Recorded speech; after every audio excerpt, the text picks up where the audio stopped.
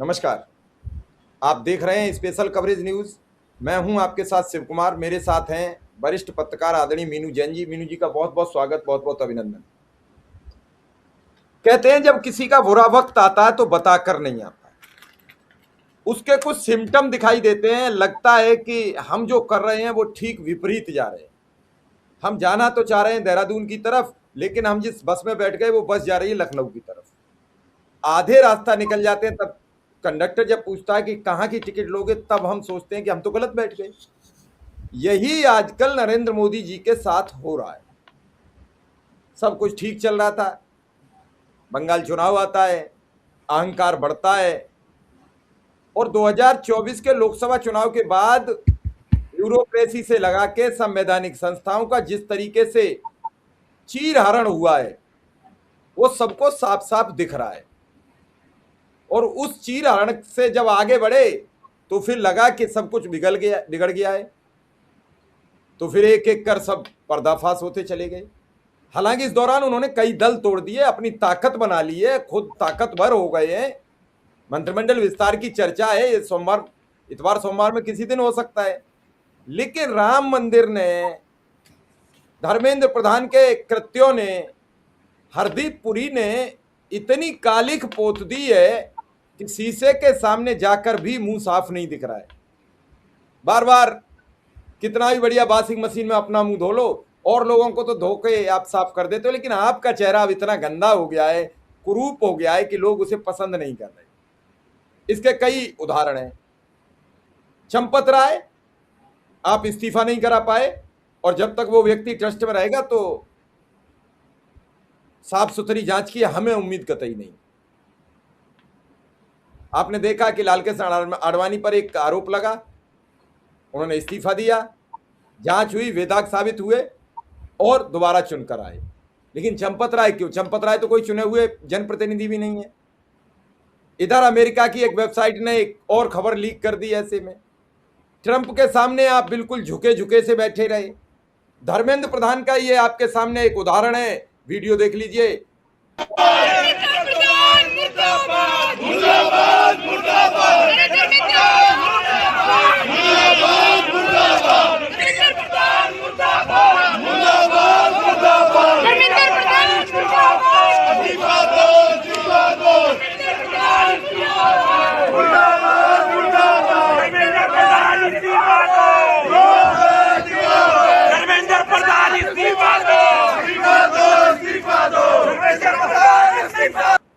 Ma'am video काफी बड़ा है, वो चलता रहेगा, दर्शक देखते रहेंगे। लेकिन जो हमें मुख्य बात सुनाती थी, काले झंडे हाथ में हैं, धर्मेंद्र प्रधान सामने हैं, पुलिस रोक नहीं पा रही है, और बच्चों का जोश है, इस्तीफा दो, इस्तीफा दो। इस पूरे घटनाक्रम को जो मैंने बताया है, क्या आपको लग रहा है कि अब नरेंद्र मोदी को कोई नहीं बचा सकता है? जी देखिए, आपने शुरुआत में जो इंट्रो में बताया भी, उसके भी अगर हम देखें, और दर्शक पूरे वाकिफ होंगे क्योंकि आपको लगातार यहाँ से खबरें जा रही हैं। देखिए, जो मसला एक एप्स्टीन फाइल से शुरू हुआ था, एप्स्टीन फाइल भी नहीं, मैं कहूंगी टैरिफ के मुद्दे से शुरू हुआ था अमेरिका के साथ। फिर उसके बाद वो शांत नहीं हुआ, आज तक टैरिफ की डील नहीं हो पाई। मोदी जी पता नहीं कितने चरणों में गिर के लौट के साष्टांग कराए, उसके बावजूद भी वो टैरिफ की डील शांत होके नहीं दे रही है। मोदी जी ने फुल सरेंडर कर दिया है। इनफैक्ट राहुल गांधी कहते हैं कि ये तो कॉम्प्रोमाइज पीएम है, कुछ भी बेच देगा मोदी उसके सामने, ट्रंप के। उसके बाद ये खत्म नहीं हुआ था कि एप्स्टीन फाइल का मुद्दा आ गया। उसमें एप्स्टीन फाइल में आपके पेट्रोलियम मिनिस्टर हरदीप पुरी का तो खुल के आ गया कि वो पता नहीं क्या क्या करते रहे, वहां पूरी रंगरेलियां मना रहे थे वो एप्स्टीन के साथ, और उसके बावजूद उनका इस्तीफा नहीं हो रहा है। दुनिया भर में इस्तीफे हो गए हैं, मंत्रियों के, संतरियों के, और इवन ब्रिटिश प्राइम मिनिस्टर का भी इस्तीफा हो गया। उसमें इस एप्स्टीन मसले का भी हाथ है। वो सारी चीजें हो रही है, लेकिन हमारे यहाँ जो है कान पे जू नहीं रेंग रही है। हम पूरा बेशर्मी का लबादा ओढ़े बैठे हैं कि कर लो तुमसे जो होता हो, हम इस्तीफा नहीं देंगे। उसके बाद ये शांत नहीं, यही हड़कंप चल रहे थे। उसके बीच मोदी जी ने बिहार जीत लिया, बंगाल जीत लिया, एसआईआर के जरिए। पब्लिक देखती रह गई, जमीन पे माहौल कुछ, एसआईआर के जरिए नतीजा कुछ आ रहा है। बीजेपी की बम्पर मेजोरिटी। लोगों ने सोचा कि भाई मोदी जी ने तो किला फतेह कर लिया, अब तो कोई कुछ नहीं बिगाड़ सकता मोदी जी का। उसके बाद उन्होंने आम आदमी पार्टी के विधायक तोड़े, शिवसेना के विधायक तोड़ लिए, अभी सपा के विधायकों की तरफ उनकी नजर है। पता नहीं कहाँ का उनकी नजर है, लेकिन उसके बावजूद भी, इतना सब करने के बावजूद भी दिक्कतें खत्म होने का नाम नहीं ले रही हैं। उसके बाद एक नीट का मसला आ जाता है। नीट का जो मसला आता है वो अपने साथ एक नई पार्टी का उदय भी लेके आता है देश के अंदर, कॉकरोच पार्टी। वो पार्टी शुरू हो जाती है, उधर से कांग्रेस सड़कों के ऊपर है नीट के मुद्दे को लेके, क्योंकि ये सीधे सीधे भविष्य का सवाल है छात्रों के। लेकिन प्रधानमंत्री टस से मस नहीं हो रहे।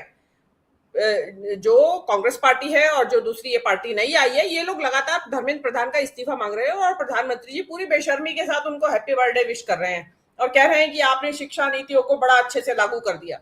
अरे कैसी शिक्षा नीति लागू कर दी जहां छात्र आपके उद्वेलित हैं, जहां छात्र आपसे मुतमईन नहीं है और वो चाहते हैं कि ऐसे मुख्य शिक्षा मंत्री को बदला जाए। लेकिन क्योंकि जिस प्रधानमंत्री का खुद का शिक्षा से मस्त कोई लेन देन ना रहा हो, जो खुद कहते हैं कि मैं तो पढ़ा लिखा नहीं हूं, वो व्यक्ति शिक्षा के ऊपर बच्चों को परीक्षा पे चर्चा के उपदेश तो देता है, लेकिन जब हायर एजुकेशन की बात आती है तो वो उनको कुछ पता नहीं है मुझे क्या करना है। ना उनको जो छात्रों की मेहनत होती है, 24-24 घंटे 18-18 घंटे बच्चे रात दिन मेहनत करके परीक्षा के लिए जाते हैं और वहां पता चलता है पेपर लीक हो चुका है। तो प्रधानमंत्री को वो छात्रों की पीड़ा, वो मेहनत लगन, उसका एहसास ही नहीं है, क्योंकि खुद पढ़े होते, खुद इस तरीके की मेहनत की होती परीक्षाओं में तो उनको ज्ञात होता। उससे छात्र उबाल पे है, देश की राजनीति उबाल पे। अभी वो मसला शांत नहीं हुआ था, उसके बाद आपका चढ़ावा का आ गया, मंदिर का चढ़ावा। वो सबसे बड़ा मुद्दा है मेरे नजर में इस देश का। बाकी तो जो मंत्रिमंडल के बदलाव या योगी से झगड़ा या फिर जो विदेश नीति के मोर्चे पे मोदी की असफलताएं हैं, वो एक अलग चीज है कि भाई ईरान युद्ध में आपका नाम ही नहीं है कहीं। पाकिस्तान पूरे दुनिया में छाया हुआ है, पाकिस्तान का नाम, और आप जो उसको बात ही नहीं करना चाहते हैं। कोई बात भी करता है तो उसको आप देशद्रोही, पाकिस्तान परस्त और ये सब घोषित करना चाहते हैं। लेकिन दुनिया देख रही है कि यस, पाकिस्तान हैज अराइव्ड, पूरे दुनिया में छाया हुआ है। कहां जहां भी ट्रंप ईरान की बात होती है, ईरान युद्ध की बात होती है, ईरान इजराइल की बात होती है, वहां पाकिस्तान का नाम होता है। इसके बाद जो चढ़ावा मंदिर का आया है, ये मेरे ख्याल से इस देश का सबसे बड़ा मुद्दा है। क्योंकि अभी तक जितने भी मुद्दे थे उनको ये कह के दरकिनार कर दिया जाता था कि भाई देश की जनता को क्या लेना देना, आम जनता थोड़ी नीट के एग्जाम देती है, ये तो ऊपर वाले लोग, middle class, upper middle class के बच्चे एग्जाम देते हैं। एब्स्टीन फाइल का हमारे से क्या लेना देना, हमारे मोदी जी तो ब्रह्मचारी हैं, बाल ब्रह्मचारी हैं। ईरान का हमसे क्या लेना देना, जबकि ईरान का सीधे सीधे लेना देना था आपको गैस, रसोई गैस की किल्लत और पेट्रोल की किल्लत हो गई। लेकिन पब्लिक उसमें भी कि हाँ हम तो 1000 रुपए लीटर भी खरीद लेंगे, कोई बात नहीं। लेकिन ये जो चढ़ावे का मुद्दा है शिव कुमार जी, ये जो चढ़ावे का मुद्दा है, सीधे सीधे पब्लिक की आस्था पे चोट है। इवन उस मंदिर में चढ़ावा जो है ना, एक मजदूर भी चढ़ा के आया है।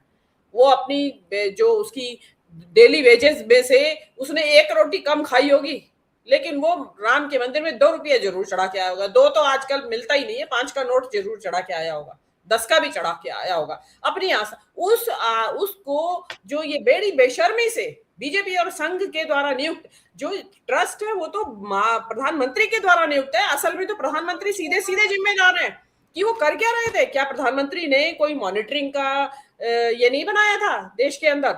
तो वो जो है उससे उसको ऐसा बना रखा है, ऐसा सांप सूंघे बैठा है। बात बात पे प्रेस कॉन्फ्रेंस करने वाली बीजेपी, उनके संबित पात्रा, उनके वो पूनावाला, उनके जो रवि प्रसाद है, वो कहाँ बिलों में छुपे बैठे हैं, मुंह छुपाए बैठे हैं, जवाब नहीं। अब जो प्रधानमंत्री जी इस तरीके से, और अभी आपने जो धर्मेंद्र प्रधान का दिखाया, इस तरीके से हैकलिंग कहते हैं इंग्लिश में इसको, ऐसी हैकलिंग कभी हुई नहीं है। मतलब मंत्रियों की पब्लिक निकल के नहीं आई है, क्योंकि पब्लिक के सिर से पानी गुजर रहा है, अब गले से ऊपर आ गया था, चुप बैठी थी। लेकिन उसके बाकी अभी शायद मोदी जी, उनको लगता था कि मोदी जी महामानव है, शायद ठीक कर देंगे, लेकिन वो ना तब उनके बस में था और ना अब उनके मोदी जी के बस में है। अब जो है चीजें कंट्रोल से बाहर जा रही हैं। उनको किसी भी तरीके से दिखाने की ये कोशिश हो रही है कि भाई सब चंगासी, कुछ नहीं है अंदर, सब बढ़िया चल रहा है, मोदी जी पूरी कमांड में है, मंत्रिमंडल उनके कहने में। लेकिन ऐसा है नहीं। अंदर जो उबल रहा है, जो, और खासकर इस राम मंदिर के चढ़ावे ने जो अंदर की जो राजनीति है, उससे पता चलता है कि अंदर भी लोग नाराज हैं, जो कि अभी तक अंदर का आक्रोश बाहर नहीं आता था। क्योंकि ये बाहर के आदमी ने किसी ने ये खबर चढ़ावे की निकाली है, ये अंदर के ही आदमी ने किसी ने ये खबर लीक की है। और उसके अलावा आप मध्य प्रदेश में देख लीजिए, मुख्यमंत्री का ये जो है उनका जमीन घोटाला सामने आ गया। ऐसे कभी घोटाले आए सामने इस देश में? इस बात में लोग पीएम केयर फंड तक की बात कर रहे हैं, सुब्रमण्यम स्वामी, मधुकेश्वर, कि उससे उसका ऑडिट करो तो आपको पता चल जाएगा राम मंदिर का चढ़ावा कहाँ गया। अब वो ऑडिट कहना तो क्या। तब करो, ऑडिट तो तब करोगे जब कोई तैयार हो ऑडिट कराने के लिए। जब राम मंदिर के चंदे का ही ऑडिट नहीं हो पा रहा, वो करेंगे हम पीएमओ को मना कर दिया हिसाब देने से। कल की तो लीड खबर यही थी कि चंपत राय ने पीएमओ को चंदा का हिसाब देने से मना कर दिया। तो फिर हम किसी पर क्या आक्षेप लगाएंगे? वही बात है, किसी के बच्चे की शिकायत उसके बाप से करने जा रहे थे तो वो और बड़ा ज्यादा गलती कर रहा था, तो शिकायत किससे करोगे भाई? प्रधानमंत्री कार्यालय से करोगे। प्रधानमंत्री कार्यालय को उन्होंने मना कर दिया, कहा कि अब तो एसआईटी की जांच चल रही है। एसआईटी की जांच में बिना एफआईआर के हो कैसे गई शुरू? सवाल ये है, टेक्निकल तो हो ही नहीं सकती। और फिर इससे पहले जब जमीन घोटाले का आरोप लगा तब भी एक एसआईटी, तब तत्कालीन विशेष सचिव राधेश्याम मिश्रा के नेतृत्व में बनी थी। उन राधेश्याम मिश्रा जी को तो सेवानिवृत्त भी शायद हो चुके होंगे। क्या वो राधेश्याम मिश्रा जी ने अपनी एसआईटी की रिपोर्ट सार्वजनिक की? और ना ये रिपोर्ट सार्वजनिक हुई है। ये तो जब आलोक कुमार जो अंतर्राष्ट्रीय विश्व हिंदू परिषद के राष्ट्रीय अध्यक्ष हैं, उन्होंने कहा कि जब तक एफआईआर नहीं होगी तब तक काम नहीं चलेगा, तो शाम तक एफआईआर हुई है। और फिर उस पर भाजपा के लोग लगे हैं कि मुख्यमंत्री के निर्देश पर हुई फला के। भाई मुख्यमंत्री क्या अब तक नहीं थे? ये बात फिर मैं कहूंगा कि आलोक कुमार के दबाव में ये एफआईआर हुई है ताकि चेहरे को साफ किया जा सके। छोटे छोटे लोग अब वो कह रहे हैं कि चंदे का जो कलेक्शन था उसकी जो स्ट्रांग रूम की चाबियां थी वो टिन्नू यादव के पास थी। टिन्नू यादव पे कौन सी पोस्ट थी मंदिर की जो टिन्नू यादव पर स्ट्रांग रूम की या कलेक्शन की चाबियां उसके पास रहती थी? पोस्ट क्या थी? एक आम रुपया गिनने वाली। आम रुपया गिनने वाली के पास पूरी चाबी क्यों थी? अब वो ये सर्च कर रहे हैं कि 2024 से लेके जब से ये चंदा का कलेक्शन शुरू हुआ है तब से जो कर्मचारी रहे हैं उनके आर्थिक हालात कैसे बने बिगड़े हैं। उन सभी कर्मचारियों को जेल भेज देंगे। बताइए क्या न्याय है? देखिए वो बड़ी मछलियां तो जैसा सबको पता था कि बड़ी मछलियां छूट जाएंगी, छोटी मछलियां कि ये चौकीदार है। ये तो शुक्र मनाइए कि इसमें कोई मुस्लिम का इन्वॉल्वमेंट नहीं है। अगर हाँ कोई मुसलमान इसमें चौकीदार भी होता, चौकीदार बाहर के गेट का, सबसे मेन गेट का, कि वो एंट्री जहां से अयोध्या मंदिर की एंट्री बड़ा भव्य भव्य प्रवेश द्वार होगा, उस वहां पे कोई मुस्लिम होता तो बस गाज गिर जाती कि ये इस तरीके से रात में आया और उतने लोगों को लेके आया। पाकिस्तान के आईएसआई के लोग, आईएसआई के लोग थे, चाबियां उसने चुरा के रख ली थी रात में ही और बंदूक की नोक पे, और वो सारे गवाहियां देने के लिए आ जाते कि जी हाँ हमसे धमका के चाबियां ले ली गई और कि मंदिर का खजाना लूट ले गए। और फिर आप देखते कि क्या, लेकिन वो क्या हो रहा है कि ये जितना इसको दबाने की कोशिश कर रहे हैं उतना उछलता जा रहा है, क्योंकि ये मुद्दा ऐसा है कि ये जल्दी से दबेगा नहीं। ये बहुत, और खाली कैश का ही सवाल थोड़ी है, पता नहीं कितना सोना चांदी, मतलब रामलला तो क्या धनवान हुए थे, उनके रामलला के रक्षक धनवान हो गए जो वहां बैठे थे। तो ये चीज हो गई है। अब आप उसको मंत्रिमंडल विस्तार से, मंत्रियों की हेरा बदल तुम्बा बदली से उससे ढकना चाहेंगे तो भी पब्लिक इसको ढके मानेगी नहीं। जो ये मंत्रिमंडल के विस्तार की बातें जो आ रही हैं कि फला को ये बना दिया जाएगा, ये बना दिया जाएगा, आप या योगी जी को निपटाने के लिए ये किया जा रहा है। अरे योगी जी को निपटा के थोड़ी राम मंदिर के चढ़ावे की समस्या सॉल्व होती है। आपको तो जो एडमिनिस्ट्रेशन पे आपकी जो पकड़ ढीली हो चुकी है, जो आपको पता नहीं चल रहा है। और कहाँ है मोहन भागवत, वो जो सरकारी पैसे से जेड प्लस लिए बैठे हैं सुरक्षा, वो कहाँ है? वो बोलिए ना, वो बोले। वो प्रियंक खड़गे ने जब कागज मांगे तो वो बोल रहे थे कि हाँ हिंदू धर्म का कोई रजिस्ट्रेशन थोड़ी है जो हमारा रजिस्ट्रेशन होगा। तो अब कहाँ है वो? आपके जो मोहन भागवत तो वहां मोदी जी के साथ शिलान्यास में भी बैठे थे मंदिर के, और प्राण प्रतिष्ठा में भी वो बैठे हुए थे मोदी जी के साथ आजू बाजू। तो ये तो देखिए, ये इसमें तो जो है ना राम मंदिर को लेके विवादों का अंत हो नहीं रहा है, और मोदी जी उन विवादों का अंत जो है मंत्रिमंडल के हेरफेर से इससे करना चाहते हैं। जो खबरें छोड़ दी जा रही है, क्योंकि ये क्या करते हैं, नीट की खबर को दबाने के लिए चढ़ावे की खबर डाल दी, चढ़ावे की खबर को डालने के उड़ाने के लिए नागरिकता की खबर डाल दी कि जी पासपोर्ट आपकी नागरिकता का वो नहीं है। नागरिकता का वो जो मुद्दा अभी खूब जोर पकड़ रहा है, उसी बीच में फिर ये मंत्रिमंडल विस्तार की खबर डाल दी। तो ये जो पब्लिक का जो ध्यान बटाना कि एक गोल पोस्ट कि ये नहीं ये नहीं ये, ताकि पब्लिक उलझी रहे, मतलब किसी ना किसी काम में पब्लिक का दिमाग उलझा रहे। और अब ये नागरिकता वाला मसला जो है उसपे कागजों का मसला है, कागज भाई कागज दिखाओ। सबको मोदी जी जब से आए जीना मुहाल कर रखा है मोदी जी ने पब्लिक का। 2016 में नोटबंदी में देखा आपने किस लाइनों में लगा के छोड़ दिया। उसके बाद आपने कोविड के दौरान देखा था क्या? सरकार क्या ट्रेनें नहीं चला सकती थी? आप कौन कह रहा है आपकी एयर कंडीशन ट्रेनें चलाते? आप जनरल बोगी के डिब्बे चला देते 5 ट्रेन रोज, 10 ट्रेन रोज, सब मजदूर अपने लद के उसमें घर से मरते तो ना गर्मी में मुहाल, वो देश का मजदूर। वो मोदी जी उसको नहीं संभाल पाए, मोदी जी गलत जीएसटी का इम्प्लीमेंटेशन किया, उसको नहीं संभाल पाए। मोदी जी संभाल क्या पाते हैं? कुछ भी नहीं संभाल पाते हैं। किसान कानून लाए, वो वापस इनको लेने पड़े। और अब जो है, अब इनको तैयारी ये हो रही है कि किसी तरीके से इस देश का संविधान बदला जाए, उसके लिए तैयारी हो रही है। 2/3 बहुमत बनाने की तैयारी है, उसके लिए इधर उधर से पार्टियां तोड़ी जा रही हैं, क्योंकि इनके बल पे तो अब ये नहीं आ सकते। या तो एसआईआर के बल पे करेंगे, और अगर एसआईआर से नहीं जीत पाते हैं तो फिर पार्टियां तोड़ेंगे। तो वो उनका चल रहा है, और आगे अभी देखते हैं क्या इसमें और क्या नया शगुफा क्या छोड़ते हैं मोदी जी। जी तो क्या अब जो मैम आप देख रही हैं जो सिचुएशन पैदा हो गई है, उसमें तो ये लग रहा है कि अब मोदी को बच पाना मुश्किल हो जाएगा। भाजपा के अंदर भी इन सब चीज़ों के सवाल उठेंगे। जैसे कई चीज़ें सामने दिख रही हैं, केंद्रीय कमेटी बन रही है, यूपी की कमेटी में कल बहुत कुछ अलग थलग दिखाए। तो एक तो एक ऐसी इतनी बड़ी ब्लंडर गलती कैसे भाजपा कर बैठी है कि जो व्यक्ति आज भी समाजवादी पार्टी का सक्रिय सदस्य है, वहीं का विधायक है, और उसे प्रदेश उपाध्यक्ष बना दिया।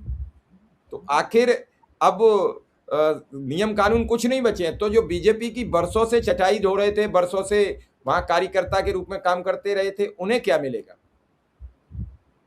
उन्हें कुछ नहीं मिलेगा। देखिए, जो भाजपा है इस वक्त बाहर से आए लोगों की पार्टी बनी हुई है। उसमें कांग्रेस के यहाँ बताते हैं कि 100 के करीब तो जो जिन्हें टिकट मिला हुआ है, जो सांसद हैं, उसमें सब 100 से करीब कांग्रेस बैकग्राउंड के सांसद हैं। और उसके अलावा आपके शिवसेना से आ रहे हैं थोक के भाव। महाराष्ट्र में आपने शिवसेना के सहयोग से सरकार बना रखी है। आप जो है अभी कोशिश में है कि ये आम आदमी पार्टी की जो आपने पंजाब की सरकार गिराई, उसमें सरकार तो नहीं गिरा पाए, आपने राज्यसभा के सदस्य उनके तोड़ के ले आए। अब कोशिश ये बताया जा रहा है कि अब जो अखिलेश यादव की जो समाजवादी पार्टी है, उसके ऊपर नजरें हैं। अब वो देखिए, जो जो हाल औरों का किया है, तो उसमें कोई मुझे आश्चर्य नहीं होगा कि अगर समाजवादी पार्टी के कुछ विधायक भी टूट के उधर चले जाते हैं। कुछ विधायक मतलब कि उनके ऊपर दल बदल लागू ना हो और देखते रह जाएं ये आपके अखिलेश यादव। तो सरकार जो है उनको लग रहा है कि अब अपने बलबूते पे, या उनके पास कोई योजनाएं नहीं है। 2029 में किस बेस पे जाएंगे मोदी जी सरकार पे? नीट के बलबूते पे जाएंगे? टैरिफ के बलबूते पे जाएंगे मोदी जी? कौन किसके? राम मंदिर के बलबूते पे जाएंगे? राम मंदिर के बलबूते पे आए तो थे 2024 में, अयोध्या की सीट ही हार गए। जहां मंदिर बनाया उसकी सीट, वहां तो ऐसा होना चाहिए था कि जमानत जब्त हो जानी चाहिए थी विपक्षी उम्मीदवार की राम अयोध्या में, और वहां उल्टे जीत के आ गया विपक्ष का उम्मीदवार। अब मोदी जी खुद हारते हारते बचे। 2024 में तो ये हाल था। अब 29 में, अगर 2024 में ये हाल था, तो आप लगाइए 29 में क्या होगा। आप जो ये तोड़ तोड़ के इकट्ठे कर रहे हैं विधायक, ये तो चोरी कर रहे हैं आप। लोकतंत्र की हत्या कर रहे हैं आप देश का जो संघवाद है, फेडरलिज्म है, उसकी हत्या कर रहे हैं आप। देश की जो डाइवर्सिटी है, विविधता है, उसकी हत्या करके आप विधायकों को तोड़ तोड़ के ला रहे हैं अपने पास। ऐसे विधायक हैं जिनकी कोई वैचारिक निष्ठाएं नहीं है अपनी पार्टी के साथ। उनको लगता है कि जहां दिखा तवा परात वही बिताई सारी रात। तो वो मैम एक और बड़ी बात है कि 1976 में ये कहा गया था कि 50 साल तक हम परिसीमन पर जिक्र नहीं करेंगे। तो जो 50 वर्ष पूरे हुए हैं, तो इसी वर्ष क्यों 75 में कहा गया, और आज मतलब 25 में पूरे हो गए वो 50 वर्ष। तो इतनी जल्दी में क्यों है? कम से कम साल 2 साल बाद भी हो सकता है, सबकी सहमति से हो सकता है। आखिर इतनी जल्दबाजी क्यों है परिसीमन को लेकर? जो लगातार सांसद तोड़े जा रहे हैं, ज्यादा से ज्यादा किए जा रहे हैं, क्यों है जल्दी में भाजपा? देखिए, परिसीमन का सीधा सीधा मकसद इससे है कि जो भी माइनॉरिटी, मैं माइनॉरिटी क्या सीधे सीधे बोलूंगी कि जो मुस्लिम बहुल सीटें हैं, उनको परिसीमन के आड़ में इस तरीके से तोड़ दिया जाना, उनका इस तरीके से विभाजन कर देना। समझिए, अब यूपी में बहुत सारी सीटें हैं, जैसे बंगाल में बहुत सारी सीटें थी, जहां पे मुस्लिम बहुल आबादी की सीटें हैं, जहां पे कि हर बार मुस्लिम उम्मीदवार ही जीतता है। तो ऐसी आबादी वाली सीटों को परिसीमन की आड़ में एक सीट के को 6 भागों में बांट दिया। 6 सीट मतलब एक इधर फेंक दिया टुकड़ा, एक इधर फेंक दिया, एक इधर फेंक दिया, तो वो सीट बट गई। और जो मुस्लिम वोट का जो एक दबाव था वो खत्म हो गया। क्योंकि जब मुस्लिम वोट बढ़ जाएगा तो वो प्रभाव ही नहीं डाल पाएगा किसी भी सीट पे। तो वहां पे वो चाहते हैं कि एक तो ये जो मुस्लिम आबादी है उनको, उनकी जो वोट की ताकत है उसको, जो रही सही ताकत बची है उसको भी खत्म कर दिया जाए, क्योंकि जो बीजेपी की जो पॉलिसी मुस्लिम आबादी के प्रति है उससे लोगों में घबराहट है। और ये जो नया नागरिकता का कानून आ रहा है अभी, इसका मकसद सीधे सीधे यही है कि जो माइनॉरिटी, उसमें मुस्लिम सबसे पहले, उनको किसी ना किसी बहाने से, क्योंकि अब तो पासपोर्ट भी नहीं मान रहे हैं, तो और बाकी के जो भी उनके पास जो आधार है, उनके पास जो राशन कार्ड है, उनके पास या ड्राइविंग लाइसेंस है, उनके पास जमीन के कागज हो, वो कोई नागरिकता का प्रमाण पत्र वो सरकार मान नहीं रही है कि तो वो सबसे पहले, हम और आप तो बाद में आएंगे उसकी जद में, मुस्लिम आबादी को उससे निकालने की कवायद है, और उससे निकाल के और बाकी का परिसीमन कर देंगे। तो ये हो जाएगा। हो सकता है कि इनकी मकसद ये भी हो कि 2/3 बहुमत प्राप्त करके ऐसा भी कानून बना ले कि भाई जिनके पास नागरिकता नहीं है वो, उनको वो डेफिनेटली वो जो वोट देने से वंचित हो जाएंगे। ये भी हो सकता है कि अगर आप हिंदू नहीं है तो आप वोट नहीं दे सकते। आप क्या क्या क्या बात कर रहे हैं? ये इरादे जो हैं वो उसी तरफ जा रहे हैं कि अगर आप हिंदू नहीं है तो आप वोट नहीं दे सकते। इसमें जो जो बहुत बड़ी आबादी इस देश की 80% हिंदू है, बाकी तो अदर्स हैं, उसमें मुसलमान है और ईसाई हैं और भी गिनती है, बहुत सारे लोग हैं यहाँ पे रहते हैं। तो ये इनकी जो है बहुत बड़ा एक ये प्लान है। जो देखिए इनका तो वो गोलवरकर का प्लान है कि भाई उनका कहना है कि 3M जो दुश्मन है इस देश के, कि मार्क्सिस्ट, मिशनरीज और मुस्लिम्स। तो मार्क्सिस्ट तो हो गए वामपंथी, मिशनरीज हो गए ईसाई, और मुस्लिम्स तो हैं ही इनके दुश्मन। तो अब उनको सबको इस देश की चुनावी प्रक्रिया से बाहर निकालने की कवायद हो रही है। उसमें कितना सफल हो पाती है बीजेपी की सरकार, ये अभी आने वाला समय बताएगा। कि जो कहते हैं, जो राहुल गांधी कह रहे हैं कि प्रतिरोध की राजनीति, पॉलिटिक्स ऑफ रेजिस्टेंस, कि हम प्रतिरोध करेंगे इसका, तो जो ये अभी आपने धर्मेंद्र प्रधान का दिखाया था, ये भी प्रतिरोध की राजनीति है। नहीं तो अभी तक कहाँ किसकी हिम्मत थी बीजेपी के नेताओं को, मंत्रियों को इस तरीके से वापस दे जाओ और मुर्दाबाद के नारे लगाने की। तो आज शिक्षा मंत्री के ऊपर लगाया जा रहा है, लेकिन जो अभी जो जिस तरीके से ये आंदोलन जोर पकड़ रहा है कांग्रेस की तरफ से भी और सीजेपी की तरफ से भी, तो ये देखते हैं कि किस मुकाम पे लेके जाता है। लेकिन मोदी जी की मुश्किलें कम नहीं हो रही हैं। मोदी जी इस वक्त बिल्कुल इस परेशानी में है कि मैं निकलूं कैसे। देखिए इंसान सारी मुश्किलों से पार पा जाता है, लेकिन अगर परिवार के अंदर फूट पड़ी हुई हो ना, और परिवार के ही लोग बाहर खबरें पहुंचा रहे हो, विभीषण हो आपके, तो फिर तो रावण का भी सत्यानाश हो जाता है। तो ये वाली स्थिति मोदी जी की है कि उनके घर के लोग बाहर सब खबरें देने लगे। ये पहले नहीं हुआ था, 12 साल से ये सब कुछ नहीं हुआ था। घर के लोग बाहर खबर नहीं, मतलब मजाल थी, ऐसा लोहे की चादर तनी हुई थी मोदी जी के पूरे सिस्टम के ऊपर कि एक हवा भी, परिंदा भी पर नहीं मार सकता था। आपको आज तक कभी मिली इस तरह की खबरें, जिस तरीके की खबरें आप सामने आ रही हैं? एक से एक, रोज एक नई खबर आ रही है। तो वो खबरें अगर मोदी जी की बाहर आ रही, तो उनको समझ नहीं आ रहा है कि एक्चुअली है कौन ये लोग। और हो सकता है कि आप तो कह रहे हैं कि मंत्रिमंडल में फेरबदल होगा, मेरे हिसाब से 2-4 का लोया का रण भी हो सकता है। जी चलिए, आपने बड़ी महत्वपूर्ण जानकारी दी और दर्शकों तक ये जानकारी समय से पहुंचे। फिर किसी खबर के साथ आपके साथ मौजूद रहूंगा। फिलहाल इजाजत दीजिए। आपका बहुत बहुत आभार, बहुत बहुत धन्यवाद।